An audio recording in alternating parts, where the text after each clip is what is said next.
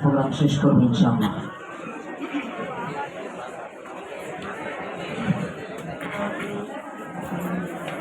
আসসালামু আলাইকুম ওয়া রাহমাতুল্লাহি ওয়া বারাকাতুহু। সম্মানিত উপস্থিতি, আপনারা সারাদিন অনেক বেশি কষ্ট বাংলাদেশের বিভিন্ন জেলা থেকে, বিভিন্ন প্রত্যন্ত অঞ্চল থেকে আপনারা আজকে পবিত্র কোরআনের যে প্রতিযোগিতা অনুষ্ঠান রয়েছে সেটাতে অংশগ্রহণ করেছেন।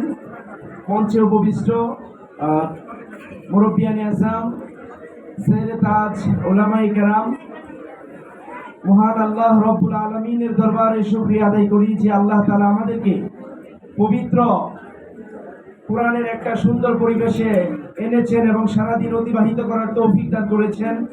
সকলে শুকরিয়া আদায় করি আলহামদুলিল্লাহ। আসলে ক্লান্তি ভাব আসবে, এটাই স্বাভাবিক। তো আসলে লম্বা সময় আলোচনা করা বা লম্বা সময় কথা বলার কোনো ইচ্ছা আমাদের নাই। আমার মূলত আপনাদের সাথে পরিচিত হওয়া। তো বিষয় হচ্ছে আল্লাহ সুবহানাহু ওয়া তাআলা আমাদেরকে দুনিয়াতে পাঠিয়েছেন। দুনিয়াতে যেরকম আসছি আবার দুনিয়া থেকে চলে যাব, মাঝখানের যে জিন্দেগি, ওই জিন্দেগিটা আমি আপনি কিভাবে সুন্দর কাটাতে পারি, সেই জন্য আমার আপনার দরকার দুনিয়াবি এবং আখিরাতের সফলতা। আল্লাহ সুবহানাহু ওয়া তাআলা কুরআনুল কারীমের মধ্যে বলেন, রব্বানা আতিনা ফিদ দুনিয়া হাসানাতাও ওয়া ফিল আখিরাতি হাসানা। অর্থাৎ দুনিয়ার কল্যাণ কিন্তু আল্লাহ তাআলা চেয়েছেন। মানুষদেরকে বলেছেন যে তোমরা সর্বপ্রথম দুনিয়ার কল্যাণ কামনা করো। অর্থাৎ দুনিয়ার কল্যাণ যদি আমরা না বুঝি তাহলে আখিরাতের কল্যাণ কিন্তু আমরা বুঝবো না। সুতরাং দুনিয়ার কল্যাণ হচ্ছে হালাল রিজিক। তাফসীরের মধ্যে বিভিন্ন বর্ণনা এসেছে। তো একটা কল্যাণ হচ্ছে হালাল রিজিক। দুনিয়াতে যদি আমরা হালাল রিজিক এরকম ভাবে পর্যাপ্ত পরিমাণ পাই বা পর্যাপ্ত পরিমাণ গ্রহণ করতে পারি, দুনিয়াবি সহলত যদি আমাদের জীবনে থাকে, তাহলেই আমরা দুনিয়ার জিন্দেগির পাশাপাশি আখিরাতকে আমরা সৌন্দর্যমণ্ডিত করতে পারবো। এজন্য দুনিয়াতে আমাদের দরকার হচ্ছে হালাল রিজিক। আমরা আলেম উলামা যারা আছি, হ্যালো কেউ কথা না বলি প্লিজ। আমরা যারা আলেম উলামা আছি, মাদ্রাসা মসজিদের সাথে সম্পৃক্ত, আমরা লেখাপড়া করার পরে দাওরায়ে হাদিস পড়ে, তাকাসসুস পড়ে আমরা অনেক সময় মসজিদের উপরে, মাদ্রাসার উপরে ডিপেন্ডেবল হয়ে যায়। অথচ প্রত্যেকটা নবী সাহাবায়ে কেরামের ইতিহাস দেখেন, তাদের সিরাত এবং সুরাত পড়েন, তারা ব্যবসার সাথে সম্পৃক্ত ছিল। ব্যবসার মধ্যে আল্লাহ তাআলা 80% বরকত রাখছে। কথা ঠিক কিনা? আমার কথা কি ছাত্র ভাইরা বুঝেন? আল্লাহ তাআলা ব্যবসার মধ্যে 80% বরকত রাখছে। এখন আমি আপনি যদি শুধু মসজিদের উপরে নির্ভর হই, মাদ্রাসার উপরে নির্ভরশীল হই, তাহলে অনেক সময় দেখা যায় বেনামাজি, সুদখোর, ঘুষখোর কমিটির গোলামি করা লাগে। কথা ঠিক কিনা বলেন? কারণ হচ্ছে আমরা যদি মসজিদ থেকে বেতন নেই, কোরআনের মধ্যে আল্লাহ তাআলা বলেন, ইন আজরিয়া ইল্লা আলাল্লাহ, দ্বীনের খেদমত করব, একমাত্র আল্লাহ থেকে উজরত নিব, বিনিময় নিব। এখন আমরা যারা মাদ্রাসার সাথে সম্পৃক্ত, মসজিদের সাথে সম্পৃক্ত, আমি আপনি যদি মসজিদ থেকে 10-15 হাজার টাকা বেতন নেই অথবা মাদ্রাসা থেকে, তাহলে মসজিদ মাদ্রাসার কমিটি যারা আছে, বা ইমাম শব্দের অর্থ কি একটু বলবেন কি? ইমাম শব্দের অর্থ নেতা। এই কথার মধ্যে কারো কোনো সন্দেহ আছে? তাহলে ইমাম শব্দের অর্থ নেতা। ইমাম সাহেব যদি 2 ওয়াক্ত নামাজ না পড়াতে পারে কোনো জরুরতের কারণে, পরবর্তী যখন উনি মসজিদে যায়, এলাকার কিছু, মহল্লার কিছু লোক ইমাম সাহেবের পিছনে বা তার দিকে এমন ভাবে তাকায়, মনে হয়েছে ইমাম সাহেব অনেক বড় অপরাধ করেছে। বিষয়টা এরকম না? কেন? আমাকে মহল্লাবাসী বেতন দিচ্ছে। এখন আসেন, আমি যদি মসজিদে নামাজ পড়াই আর এজ ইমাম হিসাবে আমি কোনো বেতন না নেই, বরং মসজিদের টাইলস লাগবে 5 লাখ টাকা, আমি ইমাম সাহেব যদি মসজিদের মিম্বারে বসে কালেকশন শুরু করার পূর্বে এই কথা বলি, কোরআনেও তো আছে, লিমা তাকুলুনা মা লা তাফআলুন, এমন কথা তুমি বলিও না যেই কথার উপরে তুমি নিজে আমল করো না। আমি ইমাম সাহেব হয়ে 5 লক্ষ টাকার টাইলস লাগবে, 2 লক্ষ টাকার টাইলস যদি আমি দিয়ে দেই, তখন মহল্লাতে আমাদের সামাজিক গ্রহণযোগ্যতা বাড়বে না কমবে? সামাজিক গ্রহণযোগ্যতা বাড়বে না? মসজিদে মিম্বারে বসে অনেক সময় হক কথা আমরা বলতে পারি না, কেন? হক কথা যদি কমিটির বিরুদ্ধে যায়, মহল্লার লোকদের বিরুদ্ধে যায়, আমার চাকরি চলে যাবে। কথা ঠিক কিনা? যার কারণে হক কথা বলতে পারে না। অথচ রাসূল বলেন, মান রাআ মিনকুম মুনকারান ফালিয়ুগাইয়িরহু বিয়াদিহি ওয়া ইল্লাম ইয়াস্তাতি ফাবিলিসানিহি ওয়া ইল্লাম ইয়াস্তাতি ফাবিকলবিহি যালিকা যাফুল ঈমান। সমাজের মধ্যে, দেশের মধ্যে যদি কোরআন হাদিস বিরোধী কাজ হয়, তাহলে তোমরা হাত দ্বারা বাধা দাও। আছে না নাই? তা না পারলে অন্তরের দ্বারা ঘৃণা করো, মুখের দ্বারা বাধা দেও।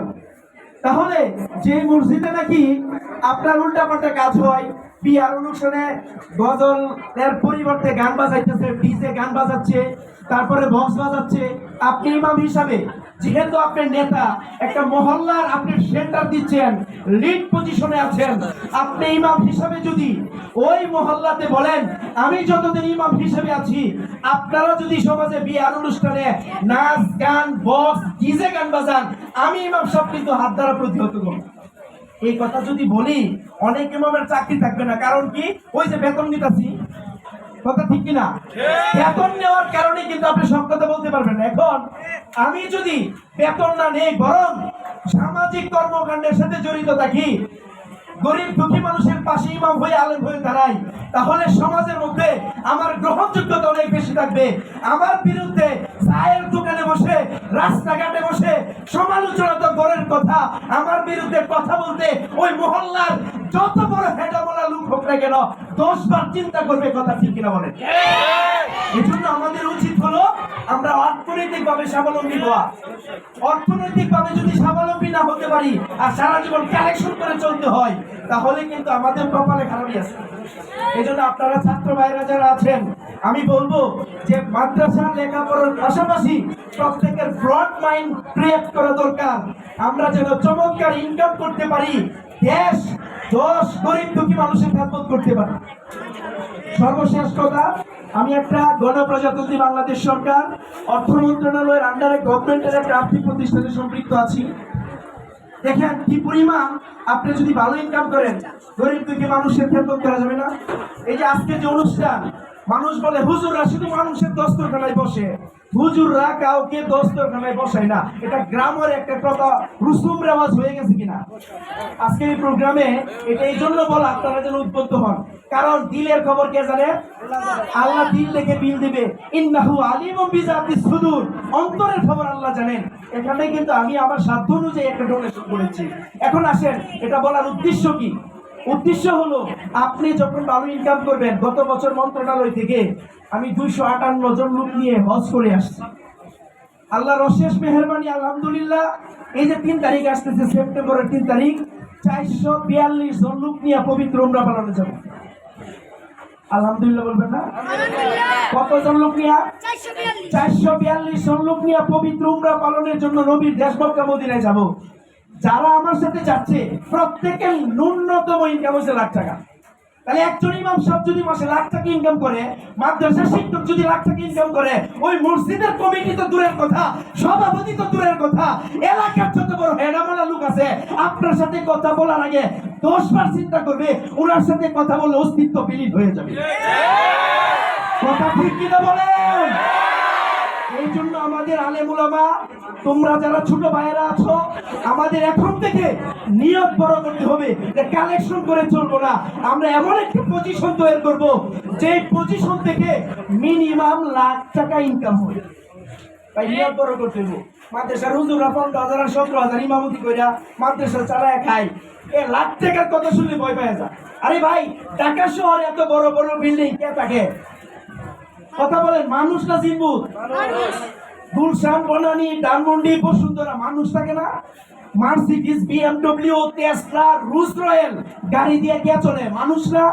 তাহলে তারা যদি মানুষ হয়ে এত বিলাসবহুল জিন্দেগি যাপন করতে পারে, আমার ভিতরে ঐশী মহাগ্রন্থ আল কোরআন আছে, আমি কোরআনকে ধারণ করে আমি কেন মানুষের দাঁড়ে দাঁড়িয়ে হাত পাতবো, কেন কালেকশনের টাকা দিয়ে আমি আমার সংসারকে চালাবো, আমি নিজের জিন্দেগি যাপন করব। বরং আমাদের নিয়ত এরকম হওয়ার দরকার যে এমন একটা অবস্থা আমি তৈরি করব, আল্লাহ যেন গুলশান বনানীতে থাকলে যে অবস্থা হয় সেই অবস্থা আমাদেরকে দান করে। আল্লাহর কাছে অভাব আছে। এই জন্য শ্রদ্ধেয় ভাই মুরব্বিয়ানি আজম, আমি কষ্ট দিতে চাচ্ছি না আপনাদেরকে, বিনীতভাবে বলবো ওই যে আপনাদের শ্রদ্ধেয় সাজ্জাদ ভাই অক্লান্ত পরিশ্রম করে উনি বারবার আমার কাছে গিয়েছেন, আমার অফিসে গিয়েছেন, অক্লান্ত পরিশ্রম করে আপনাদের হয়তো বিভিন্নভাবে কষ্ট হয়েছে, কিন্তু এটা করার জন্য উনি যে কি পরিমাণ ত্যাগ, বললো না যে এক গ্লাস পানি খেয়েছে মাত্র। আসলে একটা প্রোগ্রাম বাস্তবায়ন করা কিন্তু অনেক কঠিন। তো আমি আপনাদেরকে একটি দাওয়াত দিই, সাজ্জাদ ভাইয়ের সাথে আপনাদের অনেকেরই ক্লোজেস্ট বা রিলেশন আছে। সাজ্জাদ ভাই যদি সম্ভব হয় আপনাদের সাথে যোগাযোগ করবে। আমি একটা টার্গেট করেছি, আপনারা দোয়া করবেন 2027 সালে বাংলাদেশে যারা আলেমুলামাদেরকে অবহেলিত ভাবে দেখে, আলেমুলামারা বিভিন্ন ভাবে সমাজে নির্যাতিত, নিষ্পেষিত, নিপীড়িত, 2027 সালে ইনশাআল্লাহ 100 উলামায়ে কেরামদেরকে নিয়ে পবিত্র উমরা পালনে যাব। ইনশাআল্লাহ 100 উলামায়ে কেরামকে নিয়ে উমরা পালনে যাব। প্রত্যেকটা ব্যক্তির মাসিক ইনকাম হবে ন্যূনতম 1 লাখ টাকা।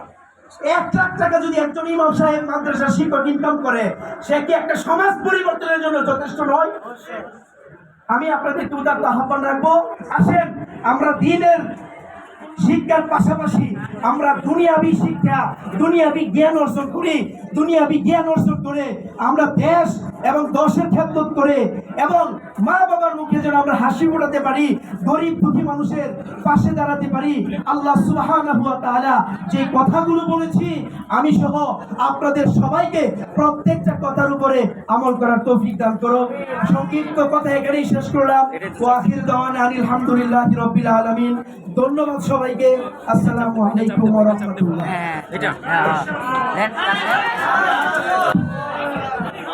মাশাআল্লাহ, চমৎকার আলোচনা।